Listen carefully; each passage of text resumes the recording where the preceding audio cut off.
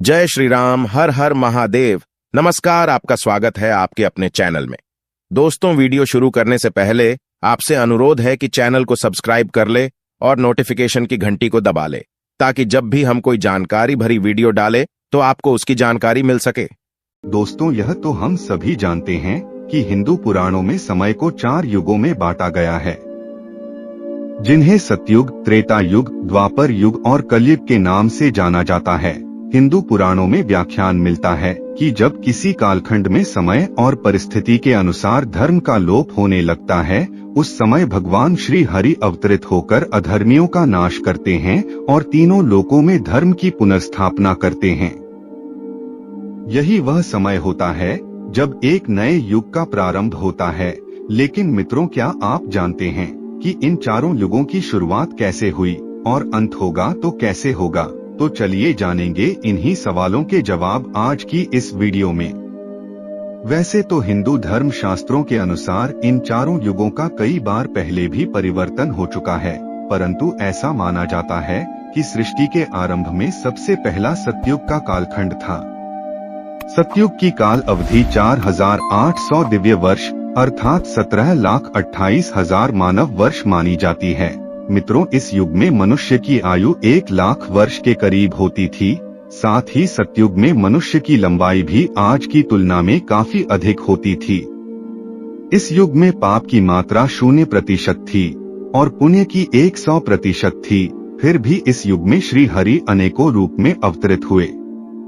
यहाँ पर आप सोच रहे होंगे कि किस युग में अगर पाप ही नहीं था तो फिर श्री हरि ने अनेक रूपों में अवतार क्यों लिया?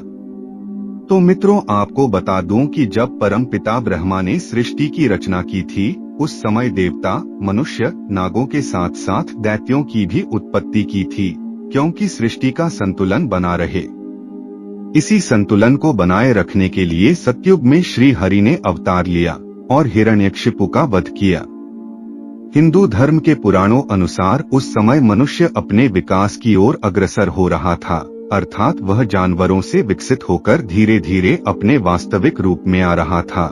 इसके अलावा श्री हरि के यह सारे अवतार मानव के विकास के प्रतीक भी माने जाते हैं। लेकिन दर्शकों, अभी आपके मन में यह सवाल उठ रहा होगा कि सतयुग का अंत कैसे हुआ? तो मैं आपको बता दूं कि हिंदू धर्म के अनुसार ऐसा माना जाता है कि जब श्री हरि का राजा दशरथ के घर श्री राम के रूप में जन्म हुआ, उस समय तक युग की कलावधि पूर्ण हो चुकी थी और राम के जन्म लेते ही एक नए युग का आरंभ हुआ था, जिसे त्रेता युग के नाम से जाना जाता है। त्रेता युग की बात करें तो इस युग में श्री हरि ने वामन और श्री राम के रूप में पूर्ण अवतार लिया, जबकि परशुराम के रूप में उन्होंने अंश अवतार लिया था।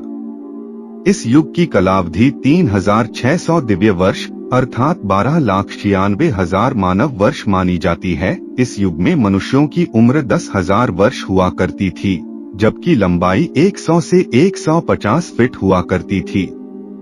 इस युग में पाप की मात्रा 25% थी और पुण्य की मात्रा 75% थी। दोस्तों, इसी युग में रावण, कुंभकर्ण, बाली और अहिरावण जैसे अत्याचारी राजा हुए। विरोध और अहंकार में आकर लोगों ने प्राणियों पर अत्याचार किया। इसी कारण से श्री हरि विष्णु को इस पृथ्वी पर अवतार लेना पड़ा और उन्होंने अत्याचारों का नाश किया। श्री राम के रावण वध करने और अयोध्या वापस लौटने के बाद वह कई सालों तक अयोध्या पर शासन करते रहे। फिर कुछ वर्षों बाद उन्होंने भी अपना देह त्याग दिया।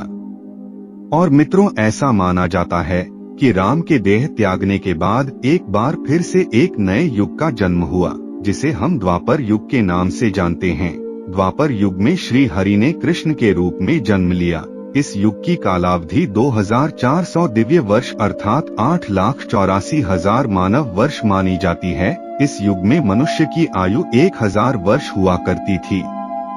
इस युग में पाप की मात्रा 50% थी। द्वापर युग को पापों का युग भी कहा जाता है। चारों ओर अधर्म अपना पाप फैलाने लगा था।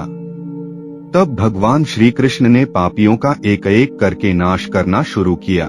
जब महाभारत युद्ध के पश्चात सभी अधर्मियों का नाश हो गया, तब युधिष्ठिर को हस्तिनापुर का राजा घोषित किया गया। जिस समय युधिष्ठिर का राजतिलक हो रहा, उसी समय गांधारी वहां पहुंची और उसने अपने सभी पुत्रों की मृत्यु का जिम्मेदार श्री कृष्ण को मानते हुए भगवान श्री कृष्ण को ही श्राप दे दिया। गांधारी ने भगवान श्री कृष्ण को श्राप देते हुए कहा, जिस तरह तुमने मेरे कुल का नाश किया है उसी तरह तुम्हारे भी कुल का नाश होगा। उसके बाद पांडवों ने 36 साल तक हस्तिनापुर पर राज किया। फिर गांधारी के दिए श्राप के कारण भगवान श्री कृष्ण की द्वारिका नगरी की स्थिति दिन ब दिन बिगड़ने लगी। लोग एक दूसरे को मारने लगे। अंत में हालात इतने बिगड़ गए कि पूरा यादव वंश ही खत्म हो गया। उसके बाद एक दिन भगवान श्री कृष्ण एक वृक्ष के नीचे विश्राम कर रहे थे।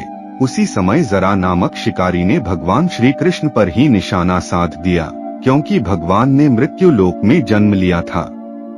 इसीलिए मानव रूपी इस शरीर से उन्हें एक ना एक दिन तो जाना ही था। उसके बाद भगवान श्री कृष्ण ने अपना देह त्याग दिया और बैकुंठ धाम चले गए। इस बात की सूचना जब युधिष्ठिर को मिली तो उनको भी समझ आ गया कि उनके जीवन का उद्देश्य समाप्त हो चुका है। वह समय द्वापर युग की समाप्ति का था और कलयुग का प्रारंभ होने वाला था।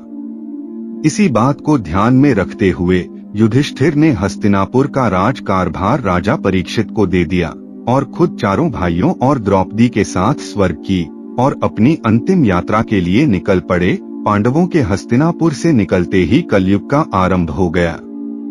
और मित्रों, आज हम इसी कलयुग में जी रहे हैं, जिसमें पाप की मात्रा 75% मानी जाती है, जबकि पुण्य की मात्रा सिर्फ 25% ही रह गई है। मित्रों, आपको यह भी बता दूं कि अभी कलयुग का प्रथम चरण ही चल रहा है। ऐसा माना जाता है कि कलयुग ने अभी तक अपने 5130 वर्ष ही पूरे किए हैं, जबकि इसके अंत होने में अभी 4,26,880 वर्ष बाकी है।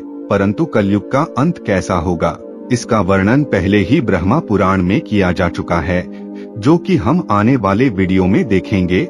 तो दोस्तों, आज के लिए बस इतना ही। मिलते। अगर आपको ये जानकारी पसंद आई तो वीडियो को लाइक जरूर करें। साथ ही कमेंट में जय श्री राम हर हर महादेव लिखना ना भूलें। ऐसी महत्वपूर्ण जानकारी वाले वीडियो देखने के लिए चैनल को सब्सक्राइब करें। धन्यवाद।